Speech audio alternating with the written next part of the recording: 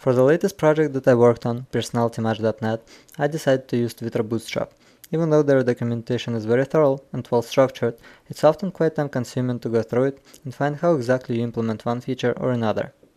Sometimes you just need to know an HTML class name that you need to put on an input.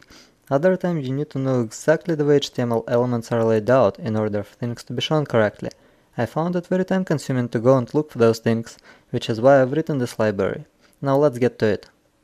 This is a quick demo project that I set up. I installed Twitter Bootstrap on it and included all required CSS and JavaScript files and a layout so that Twitter Bootstrap works. This is an empty view that I will use to show how Twitter Bootstrap MVC library can simplify your development. If you preview our page now, this is how it will look like. In order to install Twitter Bootstrap MVC, go to the Manage NuGet Packages. Search for Twitter Bootstrap MVC and install it.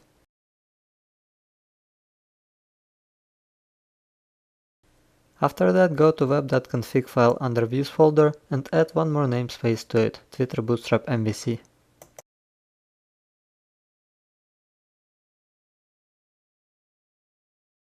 Save and relaunch your solution.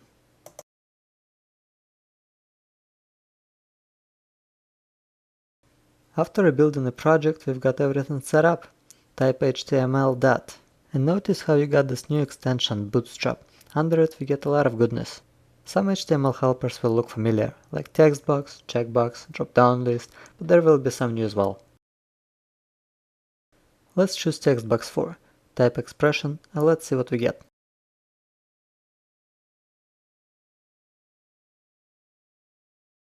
A regular text box.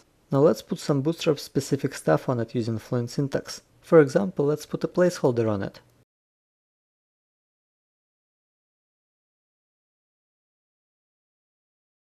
Prepend an @ sign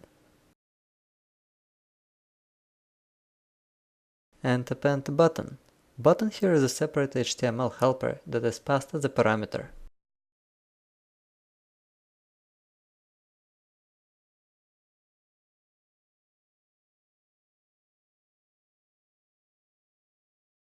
Looks good. Now let's use extension label. Once you use it on any of the input helpers, the rendered input will now be coupled with a label. Label is a special extension in the sense that once you use it, all the following extensions will be applied to a label, not to the input. For example, by default, if a property of your model has a required attribute on it, the label will render with the required star on it. You can manipulate it using this extension of a label.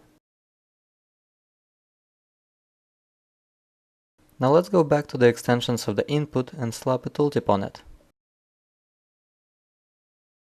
Tooltip extension will generate all proper attributes on the input element, but it's not going to work just like that, because Twitter Bootstrap requires you to write some JavaScript for it to work. Now it works, but I don't like where it's positioned by default. Let's use custom configuration to fix it.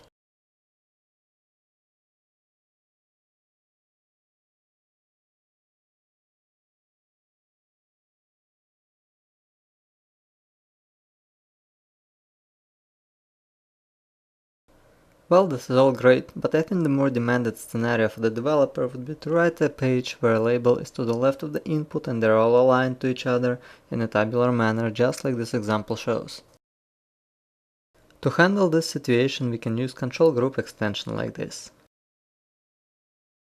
Notice that when you use control group extension, you do not need to write label extension for the label to show up. However, label extension is still available if you want to customize that label. Now let's put some more inputs. Here we've got password, checkbox, and a drop-down list.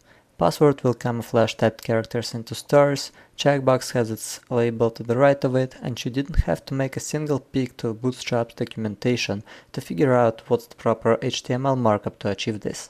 If you want a submit button to be aligned with the inputs, there are two ways you can achieve this. First, you can put it in the control group. There is no special extension for the submit button under control group extensions, but there is a catch-all type of an extension called custom controls, where you can put anything you like, in our case a submit button.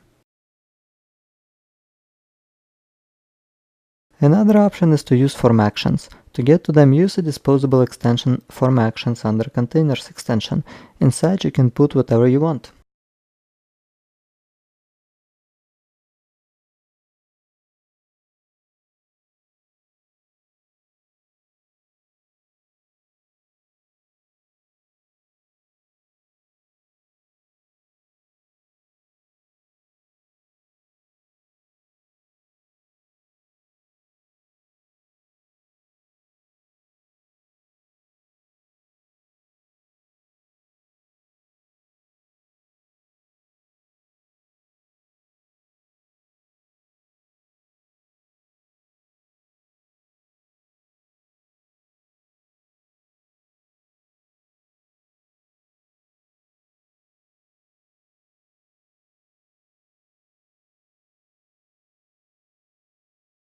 There is a whole bunch more to the Twitter Bootstrap MVC, including extensions like radio button list, checkbox list, and radio button true false.